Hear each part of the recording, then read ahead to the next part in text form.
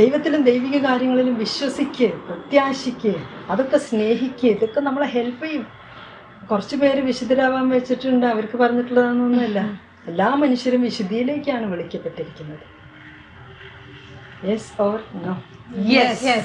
ഞങ്ങളുടെ SCT-യിൽ dynamic intercession പറഞ്ഞിട്ടൊരു കാര്യമുണ്ട്. That is interceding for the souls. Only that? I like that the most എന്ന് പറയാം. ഡൈനാമിക് ഇന്റർസെഷൻ, മറ്റുള്ളവർക്ക് വേണ്ടി മധ്യസ്ഥ പ്രാർത്ഥന ചെയ്യില്ല. അത് ഡൈനാമിക് ആയിട്ട് തീക്ഷണമായ മധ്യസ്ഥ പ്രാർത്ഥന. ഓക്കെ. സോ അത് ഇവിടെ വന്നു കഴിഞ്ഞിട്ട് അത് പഠിച്ചത് ഇങ്ങനെ ആ തീക്ഷ്ണത വെച്ചിട്ട് പ്രാർത്ഥിക്കാൻ for a soul to be save. അതും that comes only when we are able to see how the thirst of souls, Eesho on the cross when he said I thirst, അപ്പോൾ ആ ദാഹം, ഈശോയ്ക്കുള്ള ആ ദാഹം was for the souls only. അപ്പോൾ അത്രേ അത്